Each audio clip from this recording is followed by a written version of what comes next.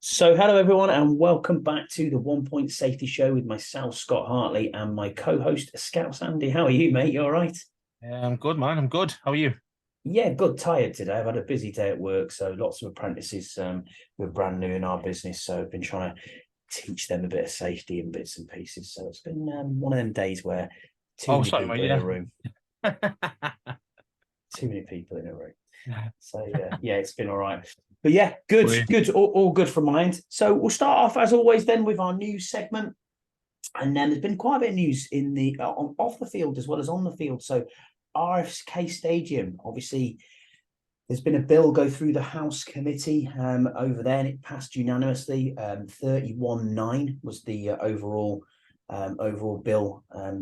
The way it turned out, the bill included extending the lease by 99 years and including the use of a football stadium, which wasn't there before. So that wasn't put in. This now says yes, we're going to there's potential there to have a stadium on the old RFK site. Also saw a tweet as well from Mitch Tischler about a survey that's been given out to local residents, asking them what they want. Do they want, a community housing? Do they want a garden, a natural area, or do they want and how big they would want the stadium to be, which is quite interesting. Obviously, if we look at it, for example, I mean, I've heard a lot of noise about, the site isn't big enough, or, it's not big enough to hold a new stadium and build on there. I mean, the site itself is 174 acres. And if we look at recent stadiums, I mean, 30 acres is the size of Seattle's Lumen Field. It's tiny. And then we've also got 49ers with Levi Stadium. Obviously, they've got a 74-acre stadium when you include everything on the infrastructure around it. Their actual stadium's even smaller. It's like 25 acres. It's tiny in comparison. And for me, Scouts, I think I probably want to see something kind of like the Stadium of Light, if you like, the way they dig in, you know what I mean, and it goes downwards. Something kind of similar that you can do there. But I do agree with people around the infrastructure around that. That's going to have to be heavily invested in. What's your thoughts on it, mate? I mean, yeah, it's great. I mean, it's one step closer to the dream, and the dream is to get back to DC. So, I'm well happy with that so far. It's just a case of, as you mentioned, infrastructure issues, and there's so much more, red tape to go through. This is just the beginning, so don't get too high up too quickly. But yeah, they will have to create new bridges, a lot of different roadway, motorway type things, freeways, and all sorts. And the thing is, though, yeah, the actual site is big enough, and it's big enough to, if you could get all 170 acres, then Mm-hmm. you could even have the training facility on the same thing, because as you mentioned there, even like one of the best stadiums are like 75 acres only.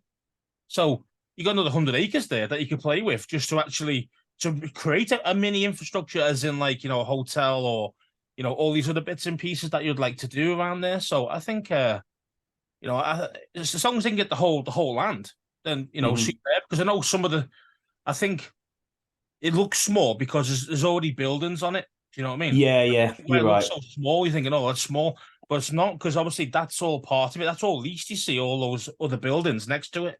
So obviously, if we want a big superstar stadium and a superstar kind of complex around there, then those guys are fortunately going to have to move out. You know what I mean, and give us the space that's needed. Plus, the parking as well is going to be needed. So yeah, man. But I think if you're looking at if you genuinely wanted Super Bowl held in DC, you're obviously going to need a roof, preferably retractable, Mm-hmm. and also you're going to need you know at least like a 70,000 stadium. At least that's the bare minimum to host a Super Bowl, I think, because nowadays with all these new stadiums, before you could get away with a bit smaller stadiums, but no, not anymore, man. It's all these superstar stadiums, and if we want to be part of that, then it's got to be minimum 70,000 minimum. Yeah, and I think if you're putting that investment in, obviously, to the community is going to want bits around it. It's going to want some sort of complex, as you've just said there, kind of similar to the Star, I suppose, if in Jerry World. You know what I mean? If you're looking at that, having that training facility there, I know, and we all know that the owners of this team can sell the land, obviously, over in Richmond, which is quite wealthy land, to make quite a bit of money back that way. But I think you're absolutely spot on. Yeah, on the training facilities, Oh yeah, round yeah, yeah. Ashburn, even. Sorry, my Ashburn, yeah. apologies. Mhm. Yeah, so obviously, if you can sell that land off, it's quite wealthy. And I think you bang on with what you're saying there, because if we can get a Super Bowl and we can get into the realms of hosting Super Bowl with retractable roofs and everything, that's where your money's going to come back to you. The investment's going to come back that way into the pockets of the owners. So, and obviously also it still depends on how much public money is willing to go into this project. That's the other thing is, Yeah, I mean, yes, the you don't first think hurdle, I suppose, isn't it? It's the first yes, hurdle's there, there's but hurdle. yeah, There's a lot more steps to go. Probably about probably about 20 steps. Probably it's still to be done. And everyone's got to be on the same page, which is always difficult with politicians and yeah. especially the DC landscape. So it's Well, yeah, especially isn't there especially when there's a election next year, isn't election there? So next that's year, what I isn't it? mean. So Yeah, so yes, so again, everyone's going to so that probably will be used a little bit as a political bargaining tool as well, a bargaining chip. So yeah, so it's not definite yet, but it's nice that they actually want to go back to RFK and it looks like business could be open, so that's great news. yeah, I agree with you completely. So we'll move on to our match review. We all had a look last week. We talked about it in a lot of depth. I did listen to you on Red Zone in the lab in the UK with Christian and Deuce, and you were very, very good at mentioning your hot take was Mims. You said he's Yeah, gonna have a good burned us, he's didn't gonna he? have a He good absolutely game. burned us, man. Oh, mate, honestly. He's So yes, it was an absolute thriller last week. We looked last week and we're thinking to ourselves, well, when you're 23 down, coming into the middle of the second quarter, you're just thinking to yourself, right, this game's over. We are absolutely no doubt about it. We are done here. But no, we pulled it out of the bag. We came back. And I mean, what are your thoughts on the game as a whole, really, Scouse? I it don't was know, just where were you? a Were you thinking to typical yourself, roller coaster. It's a typical Washington game, isn't it? Really, we never have a absolutely? nice, easy, like even keel game where we haven't got to be, Ah, a head's falling off 1 minute and the next minute so elated. It's so up and down. It's like this isn't like an adrenaline type of rush every single game we play. yeah, This was no different. Yeah, absolutely awful to start. That was ridiculous how bad we started. Russell Wilson looked like the old Wilson, from it did. 10 years ago. He looked awesome. It's like, wow, what's going on? We couldn't get any pressure on him. He was dropping dimes all over the place. Mims burned us twice. And then obviously, then when it came to that kind of second half of the second quarter, we kind of stepped it up and we changed tactics as well. We made adjustments in game, which is the key, man. When you're getting smoked like that, you've got to make adjustments now. You can't wait till half time like we used to with like Scott Turner and all those guys from like last season. The enemy was making changes. Okay, this is not working. Let's change it up, and it worked. We Yeah, dominated. I thought we dominated the game from, I'd say, about 8 minutes left in the second quarter, all the way through yeah, I agree. until obviously CPR's Till time. the Right now, very, a very end. stupid Yeah. fucking stupid Hail Mary. Like I Oh wouldn't. my God. As a DB, you are taught to knock the ball down. Why are you trying to get a Yeah. pick there in the last over the game? You don't need that. So just knock it to the No. floor. And that was on, who was it? Was it Forbes Forbes and and Curl? then Curl. Yep. Yeah. So So big yeah, big errors there. it finished 35-33. So that final, them final points at the end there, it flatters to deceive a little bit. You can But yeah, take the we got. six off So we there. after that first quarter and a half, we dominated. We really did Absolutely. dominate. Our D line just stepped up and that destroyed Wilson after that. After they got round, like kind of the scheme, how they were playing, how you figured it out on the fly. And then we got a lot of pressure on Wilson, and that's when his play just drops so dramatically. But it's like any quarterback, you get enough pressure on him, he will make mistakes, and that's exactly what Russell did. So, yeah, it's a very. I was buzzing, but then obviously the play before the Hail Mary, he was out of bounds, man. So I don't understand why they even give him that catch. Oh, I You know, didn't see that. I'll have to look yeah, back at that. the guy caught it and he went out to the receiver. And the guy caught it and he kind of like tried to slide his foot in, but he missed it and it was a white line. And it's like, yeah, Oh. that's out of bounds. So it shouldn't have been it should have been an incomplete pass. But he I gave think it, we'll I think we'll get on to which gave refs a Wilson little a bit. chance to be further high and up enough to be able to throw it to the end zone. See what Yeah, I I mean? think So we'll kind get of, on to refs in a bit, I think. you But overall, obviously we'll look at the stats here. I mean, Sam Howell, 27 of 39, 299 yards, 2 touchdowns, no interceptions. that's a Not fucking beast. And I keep telling you, Yeah. man, this guy's a beast and he's gonna keep getting better. He really B is, man. Rob, 18 carries, 87 yards, 4.8 a carry, and 2 TDs. And then Stepping our up, he really stepped up. I mean, and like then a ran for really the ball. big time. And then our highest receiver was obviously Terry, 5 receptions for 54 yards and 1 touchdown. Defensively, Daron Payne got a sack, 2 tackles for loss. We'll come back to him. Sweat, 1.5 and 1 tackle for loss. Chase, 1.5, 1 tackle for loss. Casey Toohill got a sack. James Smith-Williams got a sack and a tackle for loss. Davis got a sack and Emmanuel Forbes got an interception. So overall, we'll talk about the defense, I think, in a little bit more detail. But overall, mate, I mean, as an overall spectacle, yes, my heart was in my mouth. I think we were obviously chopping back and forth on WhatsApp, with the rest of the gang. How rubbish is this? I want to turn it off. I think we were done after about quarter 2. Yes, there are a few emotional tweeters out there, Jesse Martin. But anyway, we'll move on I'll from just that. say it. Sorry, it's not it. Hal's not it. Yeah, exactly. But no, I mean, honestly, I honestly believe now with Sam at the helm, I feel like we're kind of coming away from that quarterback abyss. Yes, it's going to take time. He's going to have his lumps as a QB and as a young man and as a new starter. But he seems to be getting better and better. Is he learning? And is he learning on the fly? Is he learning to take these mistakes and move them on? I mean, I heard quotes saying he doesn't make the same mistake twice. That's incorrect. He does make the same mistake twice. Yeah, I mean, the biggest thing for him, he holds onto the ball a bit. That's exactly it. That's the That's his biggest biggest problem. one. His But internal I think clock there's a is the few only things. thing. I think there's a few reasons why he holds on to the ball. Now you could say, oh, well, the offensive line, blah, blah, blah. Now that is one. But I think a lot of it is because he is a shorter quarterback.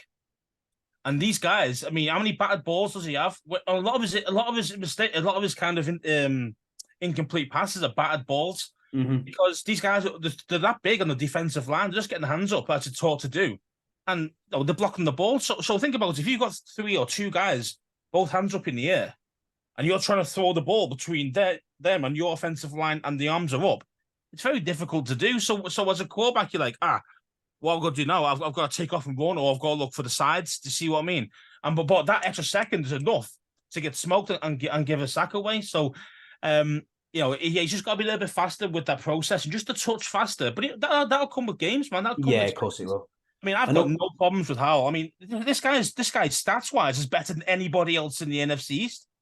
100%. You said that before. Would you said that before the start of the season? No way. No, you wouldn't. Exactly. Would you? You think Jalen Hurts will be destroying everybody, but he's not. Sam Howell's destroying people. I mean, that throw to Terry was just a thing of beauty. That's a throw. Do you know what I mean? That's like what you expect Mahomes to do. You expect Josh Allen to do. The studs. Burrow. These guys. You expect those guys to make those type of throws. And Sam Howell's he shows he's got the tools. He can do it. He's done it. He's proven. I was going to let you cook there on that one, Scouse, and you did. But for me, I think there was a better throw from Sam Howell on the day. I thought that one to Bates down the sideline was unbelievable. Yeah, another beautiful throw. Yeah, definitely. I thought that was incredible. The guy's got it, man. He really has. He's got it. You just got to be patient with him, just a touch, because he will have an awful game. It's going to come at some point where he's going to of course it is. And it'll just get battered, and that'll happen. But as long as we win more than we lose, I'm happy with that. Especially with the way we've been over the past 10, 15 years. So yeah, isn't it mad though to sit here and now you're starting to hear the media twerk up and say, oh well, have they hit on Sam Howell? Have they found a gem here? And it's like, you weren't saying that last year. No. You weren't saying that early season. These guys are putting him 32nd on the QB list. You were saying he's a 5th round pick. He's this, he's that. He's going to be useless, blah, blah. Now you see him in game. I actually genuinely believe that Sam Howell is just a gamer. I think when he goes out on the field, he just does things. And I think that is part of his psyche. It's more about not this rah-rah attitude that you see. It's just, I will do what I need to do, and I'll show you, and I'll lead by example.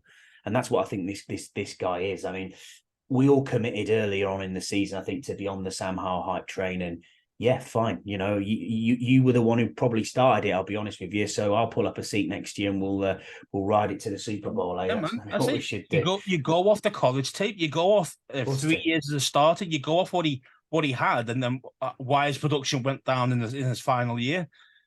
All his players went, but he's got talent on this team. This isn't like he's stuck at Carolina where there's no talent. Do you know what I mean? Like if he was stuck at Carolina, he'd probably be dog shit. Being honest, but he's got talent, and he's got a great coach who's actually coaching him up the right way. He's got a great mentor in Brissett as well. We put all the right pieces around him. That's what we've done, and he's just going to keep getting better and better and better. So no, I can't wait to see it, man. Yeah, well, what were your thoughts on the defense overall then? I mean, what more can you say, really? What do you want to say? Do you want to say the bad bits or the good bits? Bit of both, really. I mean, for the first quarter, the bad bits was a disgrace. First quarter was a disgrace, wasn't it? Let's face it. Miscommunications all over the shop. There was no pressure, and we got burned with massive bombs, and it was ridiculous. Like the guys weren't even anywhere in the vicinity of Marvin Mims for the 2 deep balls that he caught. He had 2 receptions for 115 yards, I think it was. Mental, it? It's not good enough, man. That's not good enough. And he's wide receiver 3. See what I mean? So, it was a complete busted coverage between Percy Butler and Derek Forrest on the back end there. And they just almost ran into each other. What happens when Curl's not there? Curl wasn't in on that snap. He got burned. He wasn't in on that snap. You're right. See what I mean? So those things need to be addressed 100%, man. No, if Curl goes down for like a few more weeks, hopefully, God forbid he doesn't. But if he does, what happens to these guys? Communication wise, see what I mean? So that's my concern. But after I say once the defense started to the offense started to roll just a little touch in that second quarter, then the defense started to get into it as well and think, okay. Then he started to believe a little bit, and then he stepped up, and then second half we just dominated. It was superb second half. We were brilliant, weren't we? Besides the stupid Hail Mary. Yeah, we'll get on to our next segment then, which is where we kind of give out our props, if you like, to people. We call it Splash or Gash. So have you made a splash, or were you absolutely gash? So I'll go to you first, Scouse. Then what have you give me a splash on offense for us then at the weekend? Splash on offense. I'm gonna go B-Rob. Great shout, yeah. Yeah. I mean, he gets better. He gets better throughout the game. He's one of them guys that he doesn't really start off like destroying teams. Then as he starts going through, he starts getting more ball. He starts to get more gain kind of speed up to speed in game, and then he's flying, man. I think he's like third running back. I think he's 4th running back in the NFL at the moment. Yeah, I mean to that end, and on your point, Scouse, Alid, shout out to Alid, obviously Welsh commanders out there, top bloke. He's put a question into us saying, do you think B-Rob is back to his best, or do you think he's got a couple of more gears to go? I mean, I think the exciting thing about B-Rob is we don't really know what his ceiling is, because exactly that, and that's what I like about that, because is this the best he's going to be? We don't know. He could have 2 more gears, but again, we just don't know, because when you look at him at Alabama, he was just a downhill runner. He was doing one style of running. Here it's different. You got you more patient. He's also in the passing game now, which he never was at Alabama. So all these things that he's obviously got the skill set, and that's what I like. And that's the thing. You see, his ceiling can be so high. It's just again, you just got to stay injury free, keep going, keep the momentum going, and then see how far he can push it. But yeah, man, I genuinely believe there's still at least 1 or 2 gears left. 100%. Yeah, I agree with you, and I think you've pointed out before. There's a few parts that obviously of his game that he could, address. I mean, every player you could look at and say they've got little quirks here and there, but I do still love the way that when he does run through the middle, he takes players with him. He's got 3, 4, 5 hanging off him, but sometimes his eyesight just doesn't see that hole in the middle for whatever reason. And that's because he's a downhill runner. You see what I mean? Like he's not a Juker guy. He's not a guy kind of like feel for the like a prime Le'Veon Bell, for example. Yeah, I know what you mean. Prime Le'Veon Bell was that guy. He'd run up to the actual the line, the offensive line, and he'd be looking for the hole to appear, and then he's gone. And that's what that ultra patience, had loads of patience in that kind of area. Now our guys don't have that yet, but I can definitely see it's coming. You definitely improve on that. That's where I think he can really improve his game, is that extra bit of patience just in the middle there. Yeah, I mean, I'll go with my splash then, Scouse. And thanks, Ali, for that question. Really good question. Really appreciate you reaching out to us. I'll go my splash on offense then, and it's going to have to be EB. I'm going to give it to the coordinator. I think the way that he addressed it, the way that he changed it, whatever they put in the juice at halftime, be it Jack Del Rio or be it EB, Oh, it's whatever probably they Wilson's magic decided. water. Yeah, I know, maybe. Who knows? Whatever they put in their juice at halftime, it made a massive difference. I think you're absolutely right. You mentioned it earlier. The way that things are changing on the fly, in-game coaching decisions, in-game changes, these adjustments that are happening, we're seeing that immediately. And Eric Bieniemy is doing that. Now, I don't want to get into the whole stats with Andy Reid's on his own in Kansas City and he looks shit. And EB's doing this in Washington. I'm not interested in that, to be honest with you. This is Eric Bieniemy in Washington doing his thing. This is what he needs to be judged on. And I'll be honest with you, mate, if we carry on the way we're going and we have a good season, now it doesn't have to be an amazing season. If we have a good season, we will lose Eric Bieniemy, whether we like it or not, unless he becomes the head coach and Ron steps to one side. But let's be honest, if we're having a good season, Ron's probably going to be around, isn't he? So, well, yeah, you think so? I mean, I think it's a very interesting dynamic. It's an interesting question because obviously you don't want to lose a top head coach. Okay, Bieniemy's not a head coach and he hasn't got that head coaching experience, but you can tell by his offensive coordinating, the way he holds his players to account, the way he actually changed these guys, the way these guys respect him, even though it's harsh, it's firm but fair type of thing. I think he's just going to be an excellent head coach as long as your players can handle his way of teaching. Do you know what I mean? Where he's like in your face and he can be aggressive at you at times. And if you're a guy who can handle that, then you will be a great player because this guy will get the best out of you. He's done it before. He's done it with Kansas City. He's got players there like you've never even heard of producing, and now those guys aren't producing, the same dudes. You know what I mean? So, yeah, I mean, I'm kind of, I don't want to lose EB, even though I love Ron. So it's a bit of a hard one for me. But yeah, I understand. If the choice was Ron has to go at the end of the season, even though we got a playoff spot or we won a game even in the playoffs, but he's got to go to get EB to be the head coach, then unfortunately, sorry, Ron, we got to keep EB around. We can't afford to lose this guy because let's face it, right? If he goes, what's the biggest difference between last season and this season so far? Yeah, massively. It's the coordinating on it. On coordinator, offense, isn't it? Because 100%. The players was pretty similar. Okay, we had Carson Wentz, which obviously we don't want to go there into too much detail how bad that was, but besides that, the team's virtually the same.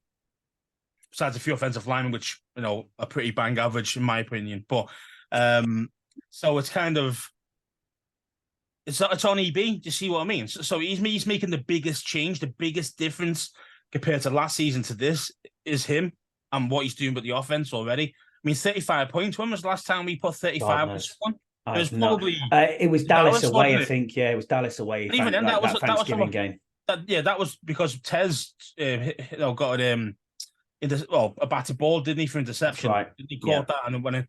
So again, that one's, even though it was a great play, it was still a bit of a look version. Do you know what I mean? Where this was like we went there and we went there with a purpose. Do you know what I mean? We went to Denver with a purpose. And okay, you scored 20 odd points early. Okay, we're going to have to score 30 odd, and that's how it was. So. And with EB, the way he did it, he didn't try and do it straight away. I mean, the first half was a little bit shady on Sam because they made him throw it like 30 times in the first half, which is insane, to be fair. Yeah. But because when you are 23 to 3 down, whoever it is, you've got to throw. You've got to go for it. Yeah. But then when you start to realize, okay, then let's just go a little bit. Let's just get a field goal in. Let's just see if we can get one TD before the half. And then we're back in it. Then the second half was much more balanced, and our play showed was so much better and on the offensive side second half. So but again, EB is the guy who's setting all this up. You know what I mean? So he's the mastermind behind it. It is, and it's really interesting. I mean, we're looking here and we're sitting thinking to ourselves, we're 2-0, which we haven't been for Was it 2011. 2011? Yeah, exactly. So for a very, very long time. Yeah. And I mean, looking at this, you thinking to yourself, the one thing that we're whinging about, within the team is, why have we got this long snapper? And when was the last time this happened? That you're talking about a fucking long snapper? I mean, sorry everyone for my language, but we've been dealing with stuff off the field. We've been dealing with ownership, and now the only thing we're worried about is a long snapper. I mean, really? Is this what it's come to? Is this what actually And the being offensive like a tactics, in fan? my Well, opinion. I know, but is this what actually being a fan is like of a team that wins? You Yeah, know what I mean? nice. And that's it. It's such a strange feeling. I mean, I'm looking at this and I'm thinking to myself, this team is well coached. This team is, yeah, it's going to have its lumps, but it's the best roster we've seen in a long time. We're looking at it. We've got superstars everywhere, especially on that defense. We're looking at a young quarterback who is learning on the fly, and we're seeing the maturation of him going and being the solid starting quarterback for this team, the potential franchise quarterback out there as a 5th-round pick. I mean, that Olave trade just looks amazing now when we look back at it. But at the same time, you've got to think to yourself, EB is here. They've coached them hard. The fitness looks better. The fitness looks better. People are running to the ball. Towards the end of the fourth, we're still chomping at the bit. Correct. And and before we weren't. So again, we were gassed. We were gassed by the end of the Absolutely. Absolutely. And now, okay, the players hated them. Probably hated all the training to get to that level of fitness. But tell you what, they're reaping the rewards now. They certainly are, and that is only a good thing. It bodes well, doesn't it? So, have we got any splashes then? Any other splashes on the offense that you want to give out, Scouse? I mean, there's a few, isn't there? I mean, you can go with Sam Howell. We've mentioned Sam. Terry with that great route and catch. For the touchdown from Sam. There's quite a lot of guys who play well. I'm gonna give you one. I'm gonna give nines or tens besides maybe. I mean, I'd probably give Sam probably a 7.5, maybe. Maybe an 8 if you want to push it, but nothing more. No one was around an 8. I'll give a splash out to the entire tight end group this time. I thought they kind of stepped up a bit. I thought Cole Turner had a couple of really good catches. John Bates had some really good catches. A couple of good blocks as well. And then Logan, he just put his head on the line for us. You know what I mean? How the hell he caught that ball and kept hold of it, I'll never know. Yeah, you know what I mean? I will never know. That was insane because it seemed so hard. It was just ridiculous. I mean, and maybe that's right. But he should be. I don't know if that's your sizzle or not, but I was maybe I'm overstepping it here. But yeah, I mean, tight end group get a splash for me. Then anyone gash on the offense that you can go with? Well, the 2 tackles for me. Yeah, Charles Leno. 2 years ago, he was good. He hasn't been good since. And that's my problem with him. He's letting guys. That guy for one of the sacks where you just let him run right past him. It was just ridiculous. It was a big whiff, and Wiley's just a joke. Like he's not an NFL caliber tackle. No way. That guy's definitely a guard. 100%. 100% he's a guard, man. He's just. I'm honestly looking at this and thinking, I know Sam Cosby's playing really well at guard. The problem you've got now is I'm thinking to myself, have they got this the wrong way around? Yeah. Do we need 100%. To go back to putting Cosme out at right tackle and put in, or even do we bring Lucas in and put Lucas in as the right tackle because he is the swing tackle at the moment? Because for me, Wiley's struggling massively. I mean, he's being well paid. It's been average kind of tackle contract that we've given him from Kansas City to come in. Clearly, Eric Bieniemy likes him, and there's something there. Probably one of the few problems that you could say with EB. He's got his own guys, and that's his guy, and he's not producing. So he isn't, and he's an offensive guy as well, as in like the player. So it's kind of like, it's that's on him. That's on him. That one, to be fair, and also. But I agree with you. I don't think Leno's been particularly as bad as he's being made out. That was a horrible whiff. I will totally agree with that. I agree with you that he hasn't got the same play he's had for 2 years now, whether that's down to injury, whether that's being overcomplicated, whether it's age, maybe it's the people inside of him as well haven't given him the protection that he needs. Last year he had fucking Norwell. I know. I mean, even now, though, the other thing as well is if we look at the interior offensive line and we take the interior now, we all questioned Sadiq Charles and we said, he had a good game. He can't. I'll give him that. Very good. He's had two very good games. I've been critical of him because I've always said, he's got talent. The problem is with the guy, he's never fit. He's never available to play. So and he's played most of the snaps from both games, and he's played well in both. So I've got to hold my hand up and say, keep going, keep that going, lad. I think Nick Gates still needs a little bit more though. He still needs to step up a little bit more. He's given away he's given away about 3 sacks, I think, in 2 games on his own as a centre. So he needs to step up a little bit there. But I do like his nasty, and I like the way he looks after the other players as well. When when Sam got smashed in the first game, and when Logan got smashed, he was one of the first guys there, trying to sort the other dude out for hitting him that hard. So, yeah. So I like Gates, but he just needs to step up just a bit more. Yeah, and I think I look at that as well. And I think about Gates is all of his snaps and all of his, transfer of the ball have been very good. He hasn't let us down that way. I mean, Christ, we had Wes Schweitzer flinging balls over people's head last year. You know what I mean? And he just Cam Cheeseman type style throws. It's one of them, isn't it? It's one of them, and it's just like, wow. Okay, Schweitzer, he's not a centre. I don't care what anyone says. He is a god. Yeah, I mean, talking to Cheeseman, we'll get on to him then for a little bit. I mean, Ron this week said basically we're going to bring in 5 long snappers. We're going to have a look at who we're going to bring in. And he's turned out and said not a single one of them is better than what we've got. Now, if that's the case, you've done your assessment. We can't say that we're better coaches and scouts than you are. We're fans doing a podcast. If you believe they're better than Cheeseman, then that's fine. I mean, to that point again, Canada Mike sent us in a question saying if Cheeseman... His head's going to be on the chopping block though for this one. If it goes south, it's well, that's exactly what he said. He said basically, if Cheeseman's snapping cost us a game, is it now Ron's fault because he knows it needed changing? Yeah, and that's the truth. Yeah, it would be his fault because he's given him some leeway. Which again, I think a good coach should give somebody some leeway or some slack when you're going through a bad time. I get that, confidence issues, etc., etc. But he's still not producing. So, but again, it's only the weird thing about it for him is that it's like the 1 or 2 snaps out of say 12 that go really bad. So it's hard to kind of coach that out of somebody because his other ones are perfect. You see what I mean? So it's kind of like, and it's funny, isn't it? Because we spoke. I think he spoke to John Kime. It wasn't on John Kime's pod, but John Kime had said that he had spoke to Cheeseman about it, and he said, "I haven't changed my technique." He said, I've tried to get more velocity on the ball because that's what Joey Sly has asked for. He's asked for it to come to him quicker. So he's getting to Tress Way quicker as a holder, then the ball's being placed quicker. So Joey's got that little extra tick to make sure he can have an exhale on the breath and then he kicks the ball through. It feels like he's being rushed. Is that what it feels like, that he's being rushed, or he doesn't? No, I don't think that's what it is. But he just said that, unfortunately, he said in training, in practice, it's going fantastic. But it seems like there's always 1 or 2 balls in the game that just fling along the floor. He has done it. I mean, he has done it a few times in preseason as well, and also in training.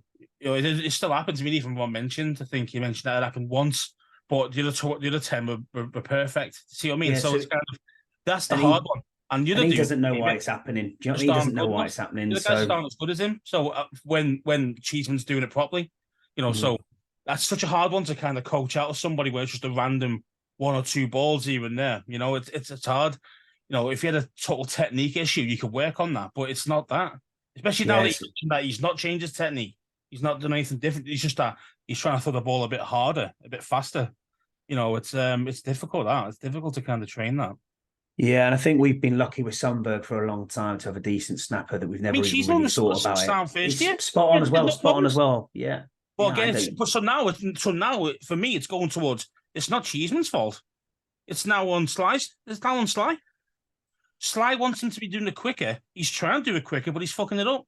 I think it's down to as a unit as a whole. They just need to work on it. That's all they need to do is work on it in practice. I mean, Tress Way, besides that one slice and dice against Denver, I mean, Way's hands are superb. How he keeps all those balls, even when they're like really low or really high, he's always there banging it down. Well, excellent. But yeah, if it costs us a game, it's going to be on Ron because he's stuck faith with him, and sometimes it's unfair that. But again, in the day, it's a business and you got to win. We're in the business of winning games. Simple as that. So we'll move on then to splash and gash on the defense. I haven't got anything that's really a gash apart from, I mean, you could give the whole defense a gash for the first quarter. You could say you were rubbish. 100%, yeah. Absolute trash. But yeah, it's You're it's one of fucking trash. love your little sound effects there. But then after that, it's difficult again, isn't it? It's difficult to break down who really was, made the difference. I mean, John Allen didn't really turn up. Is he having problems with his toe? I don't know. I don't He know still what's going creates on with six that. pressures. Yeah, but he Do didn't. you know what I mean? I mean, the whole offensive defensive line was when they got ridiculous. into it was excellent.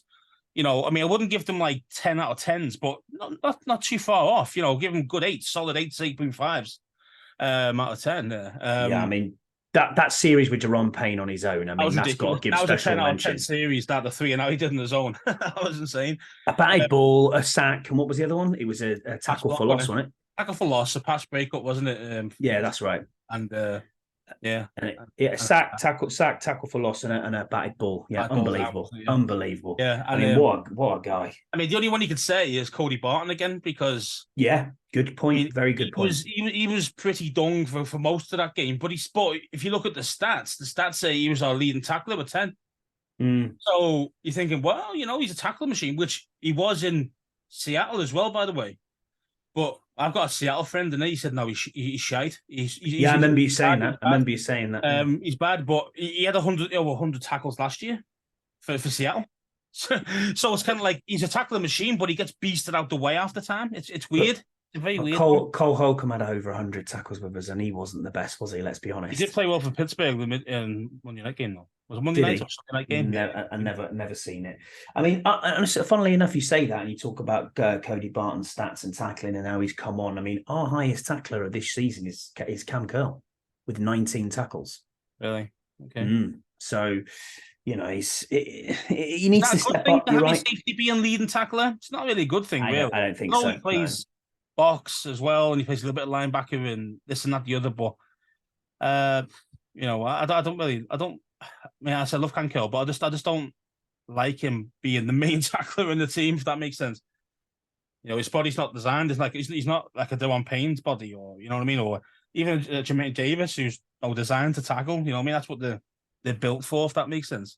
Yeah, I think Jamin Davis had his best game in a Commander shirt for me. I thought he was brilliant. I thought he was absolutely brilliant from start to finish. And again, we've got to mention him. I mean, I know you've been not critical. I wouldn't say you're critical. I'd say you've been a realist around Chase Young. I have been a bit too around him, not having time on the field. But we have to mention Chase and say, a 1.5 sacks and a tackle for loss. He had a very, very good game, considering he was meant to be on a pitch count. That pitch count went out the window pretty quickly, I think. Yeah, I mean, he was just there. I mean, the thing is, though, is that people think, I've been like a realist or been harsh on Chase or whatever. But again, before, like with Sadiq Charles, the best ability is availability. And if you're not available, no matter how good you are, then you waste time. You're not worth the money. Do you see what I mean?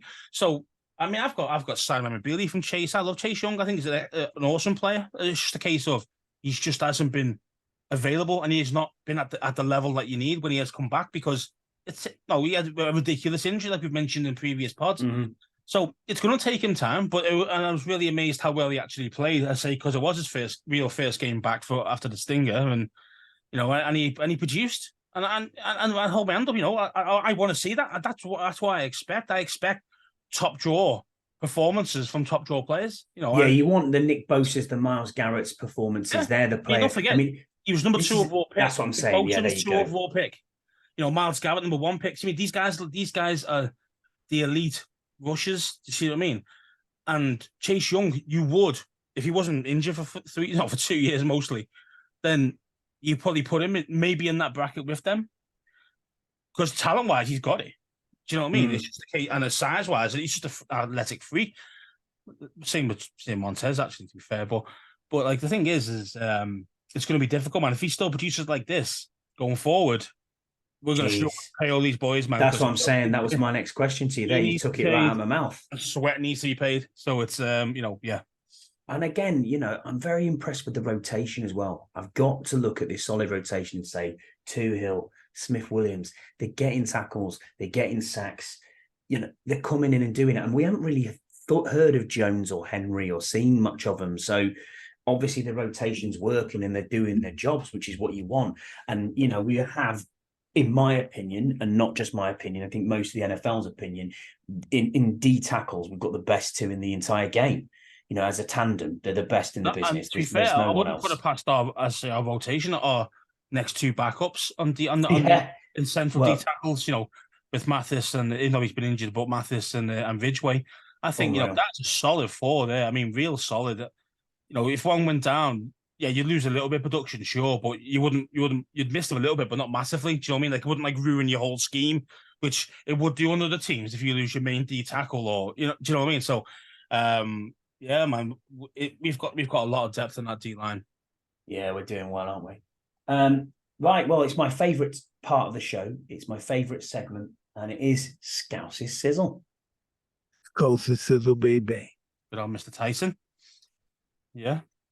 So my sizzle today is all about the refs really because I'm getting sick and tired. I am getting genuinely sick and tired of our guys getting banged out of games. And okay, the call and the play, the call and the roughing, whatever, targeting, blah blah blah. But they're not doing anything else about it, and that's referees. And so I'm going to add the NFL into that as well because the NFL should be like these guys should be suspended for a game at least, if not even more, because that's the only way these players are going to learn. I mean, don't get me wrong, I love physicality, but they're cheap shots. Do you know what I mean? It's out of order, and that's that guy as well. That guy Jackson, yeah. Jackson who knocked out Logan was he did it the week before as well, got a $15,000 fine. Yeah, he got a 15 grand fine, didn't he? Yeah. But that didn't change his mind, did it? When it came to the next game, he laid out Logan and he's in concussion protocol. So for me, instead of finding these guys, what's 15 grand? I mean, even to a rookie, 15 grand is not a killer. Do you know what I mean? So for me, it's all about kind of you got to suspend these guys. When a guy gets an ejection, he should be kind of suspended for a game, like it would be in football or in rugby. Yeah, I understand. You red card, and you suspend it for a game or two or three, depending on how bad or how egregious the actual, foul was. You know what I mean? So that's what they've got to start doing because at the end of the day, players only respect when they're not allowed to play. That's the only time they respect anything like that in the rules. So for me, NFL got to make some changes. Definitely for that. Now, it won't be this season and all that because obviously you never change any rules like that in mid-season. So it's always going to be the off-season next year. But I think Goodell needs to sort something out with that because I'm getting sick and tired of our players going out. We try and play it fairly. Our guys aren't headhunting people. Do you know what I mean? And these guys and both teams we played so far have been headhunting our dudes, and it's just out of order. I don't want our guys to react in a way that we headhunt them because then our guys will go out. I mean, we'll get ejected, and then it makes it detrimental to us ourselves. So it's a difficult one. It's a difficult one, but for me, it's kind of like Goodell sort it out, or give them massive fines if you're not going to suspend them. Give them a massive fine, like that's $1 million fine. Tell you what, they wouldn't do it again. Tell you that losing $1 million. Woo! You see what I mean? So. Those type of like a ridiculous kind of fine would stop it all as well. So, yeah, like if you said it's 2 game checks or whatever it may be, you know what I mean? You then think to yourself, holy shit, I've lost a couple $100,000 here. That's or if you're a multi-millionaire and it's an Aaron Donald that makes it is $1 million fine there or thereabouts. You know what I mean? So yeah, I mean that's the thing you see, obviously, and the thing is as well is that it's got to be across the board, doesn't it? So some guys can afford to take $1 million hit, if that makes sense, and other guys can't. But the thing is, it's like no one. At the end of the day, what players respect is playing time and money. That's all players respect. It's as simple as that, mate. So if you hit them in any one of those two, and I'm talking big money, I'm not talking 20 grand fines. I mean, John Allen probably paid that for the nights out, in the off season with Sam Howell. See what I mean? Like 20 grand for like the whole team to go out for a meal and a beer. You know what I mean? What's 20K to these guys? It's nothing. It genuinely is like a penny to us. It needs to be stepped up big time. So sort yourself out, Goodell, and the refs, scumbags. Well, that was Scouse's sizzle on referees. The Zebras are going to be watching for you with your beady eyes on them for this next week. We'll get into our fan. I'll be all over them. We'll get into our fan questions now, submissions that we've got on Twitter. Thank you all for those who put questions in, and then we'll get on to preview the game. So Tim Town has asked us, if you could get in EB's head, do you think he wants to be and continues to have Sam spread the ball around to all of his targets, or will he identify a primary target like he did in Kansas City, a la Kels or Tyreek Hill, and will he start leaning on them? I think if you asked this question maybe 2-3 years ago, I think it would be pick your best player, make sure you get him, scheme him open, whatever it takes. I think he's evolved over the past couple of years. I really do. I think he's evolved, and now it's about spreading the ball around. It's all about the matchups and the mismatches. That's what it's all about. So in his mind, he's all about kind of, well, like he loves the screen game, part of the West Coast offense. He loves the screen game. So, but what he's trying to do, though, he's not just doing the screen, willy-nilly. He's setting this up like 10 plays before he does that certain screen, using the same formation, but doing something different within that formation. You see what I mean? So when the defense is looking at the formation, you go, this is a run play because the last time it was a run play. But actually, it isn't the same look, but actually a screen pass. You see what I mean? So all those things are all about kind of creating the mismatch. And that's why I think, because the talent on our team, he doesn't need to be, I've got to target Terry 15, 20 times. I don't have to do that. I can do this and still get the job done. And that's exactly what he's doing. So for me, I think he's evolved over the years, man. I think he's just quite happy to spread it around. Yeah, I agree with you. I think he is happy to spread it around. I think there's that many targets and that much the ball can go around. I mean, some people have been complaining about Jahan Dotson, saying they're a little bit disappointed. I don't think that's the case at all. I think it's just who can have the ball. Tight ends have had a lot of the ball. We've seen Terry with catches down the field. The thing is, though, is that you got to understand, a West Coast offense is short to intermediate passing, mostly with the long ball. No, do you see what I mean? So who are the main guys who are going to get the ball? It's going to be your running backs, it's going to be your tight ends, and then the odd wide receiver. That's how it works, Tyreek Hill, he was a wide receiver, but he wasn't really. He was all over the place. He was like, he's like a running back. He started the running back position, next minute, wide, and all those things again to create mismatches for it. And with his speed, he was barreling everybody. You know what I mean? So, and that's the thing that. Okay, we don't have that lightning speed, that real kind of absolute cheetah speed like he is, but we have got a lot of speed still. And I still think that we can still get the job done. And each week, I love Dotson. I think, because Terry's being man-marked twice, double teamed, I expect Jahan to step up. But sometimes it's not going to be them, because they might lock down both those two receivers, and then it's down to Cole Turner to turn up, or it's down to the screen game again with AG. So again, we've got so many weapons and only one ball to pass around. So it's difficult to keep everyone happy with that kind of thing with targets. It is. Great question, Tim, and thank you for submitting that. We've got another one here from Richard Cameron, who says, do you think that Ron gives away too much info at his press conferences with regards to team approach, player strategy, player weaknesses, etc.? To me, he says this plays straight into the hands of the opponents.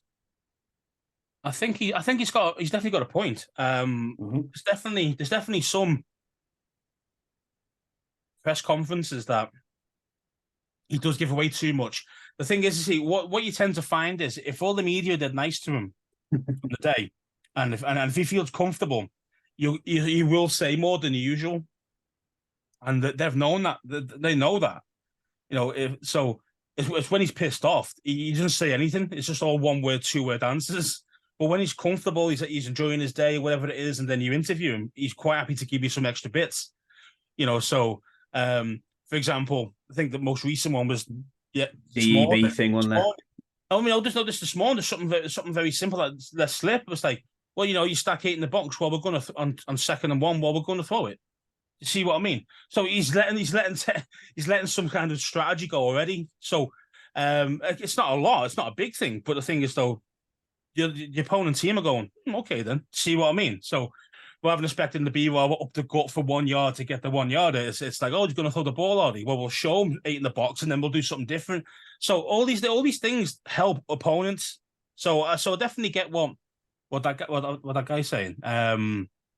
Richard's obviously got onto something here, and I think he's right. I mean, I do think he's right. He does it regularly. I say if he's comfortable, we'll just watch it. When he's comfortable and you see his face and his body language and he's all open and he's all like kind of smiley, friendly, he does say more than he should. He does. Yeah. And that can be down to our detriment at times as well. So, and I think that's also one of them where we go back to that and we look at it, and as you said, the body language is key when you watch Ron press conference. Also, I think that now the pressure is off because of the sale. He's got more opportunity to coach.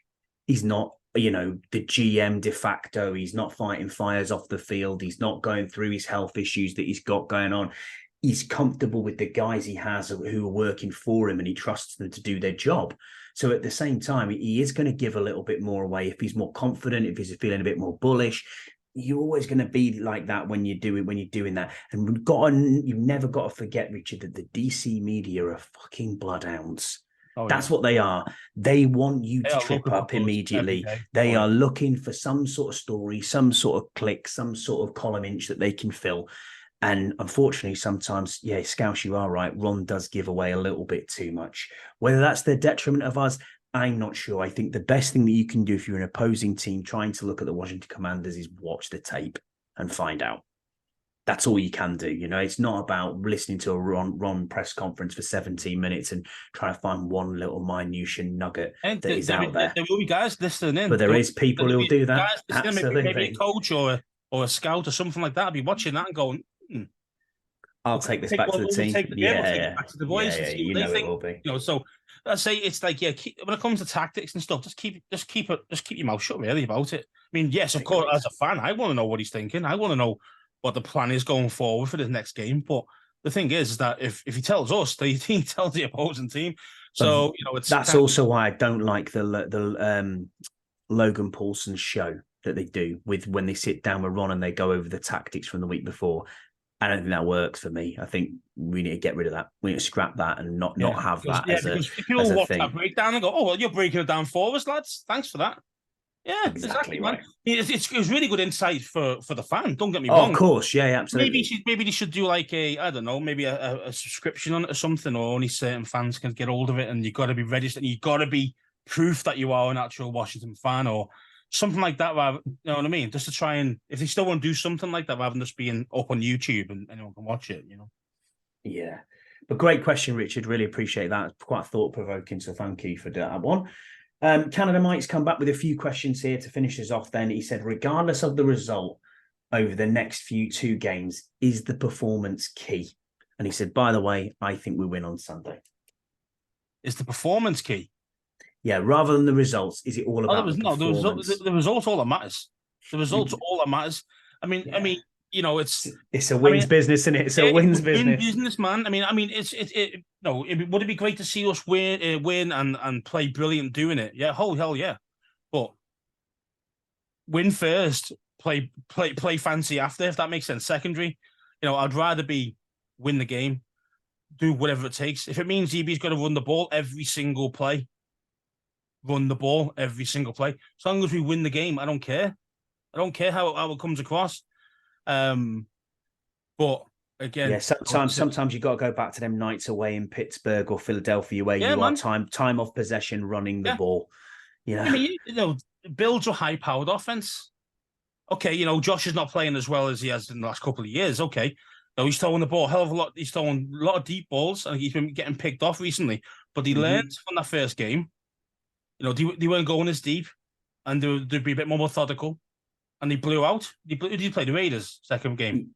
Raiders was Raiders the second game. Yeah. So and they blew them out very easily. That wasn't even really a matchup. So they'll probably come with that kind of mindset coming to us, while throwing it deep all the time and letting Josh, do his thing, running around a bit and stuff. But for me, it's kind of like get the win, keep the ball out of his hands, keep the ball out of Josh Allen's hands.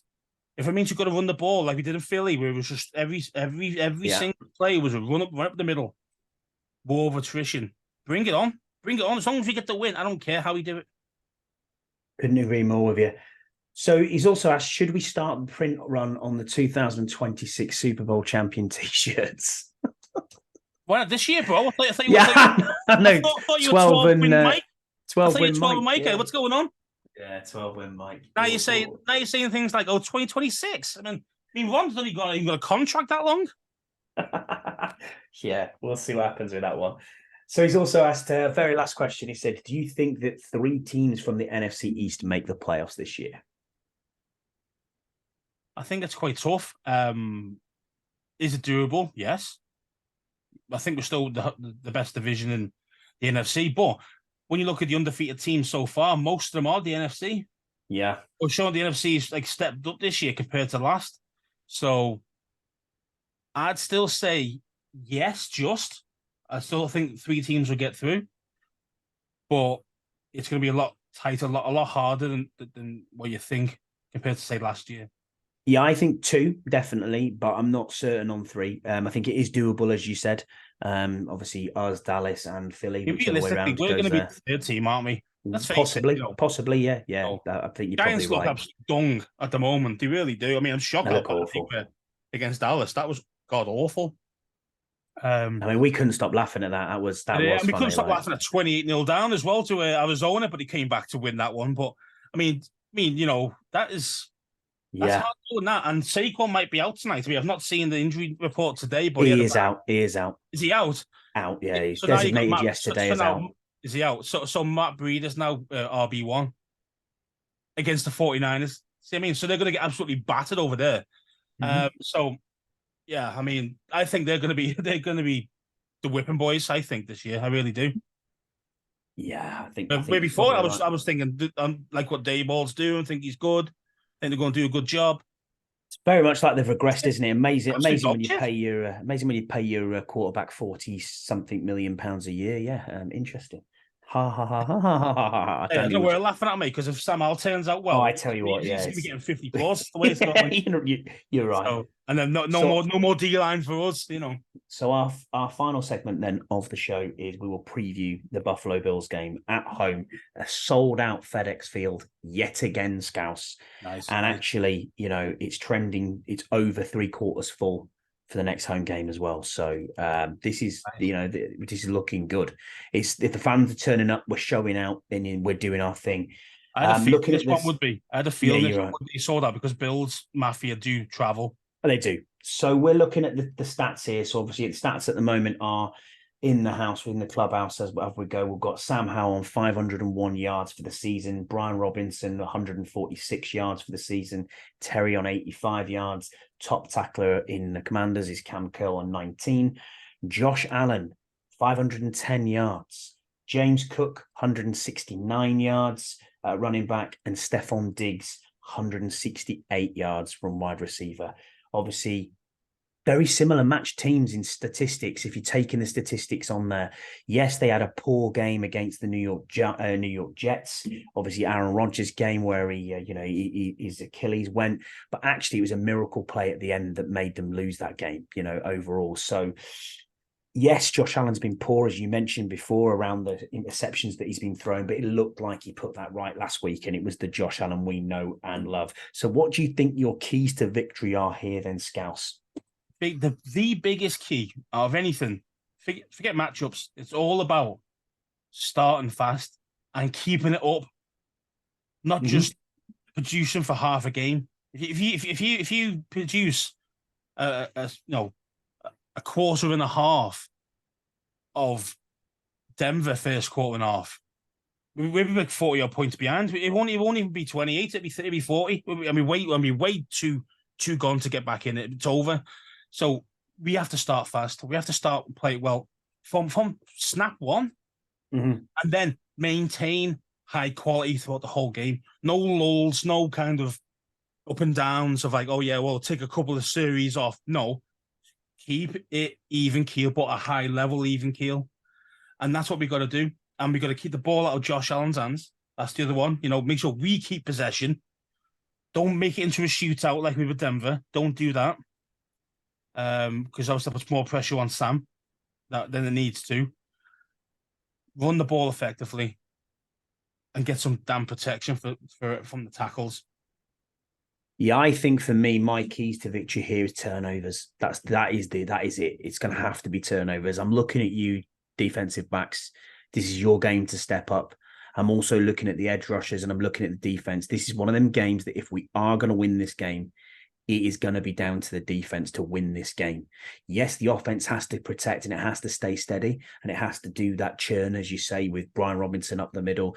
You know, even if it's as you said, run the damn ball every single play. If that's what we've got to do to maintain possession and keep the clock ticking and win that time of possession battle, that's one of the keys is the time of possession battle, keeping it out of Josh Allen's hands. But when it is in Josh Allen's hand, make him think, make him have set that clock inside his head to think, oh shit, this is not the Raiders that are coming at me, which has only got Max Crosby running at me. This is Chase Young on one side, Montez Sweat on the other, and two absolute animals in the middle that are going to rip my head off in Daron Payne and Jonathan Allen. We know how well this line can play. And that is the thing. You can put in a spy maybe if you have to. Run Jamin Davis like Micah Parsons does. I mean, it worked too effectively at the weekend, but they are seriously going to have to step up and it's going to have to be on interceptions. I think we both predicted this before the season started as an absolute loss. You know, definitely we'll chalk that one off. Now we're 2-0 and it's a sold out FedEx Field. I don't know, you know, and they're 1-1 Bills. They are statistically exactly the same in the way that they work, what they've got interceptions against turnovers, against sacks.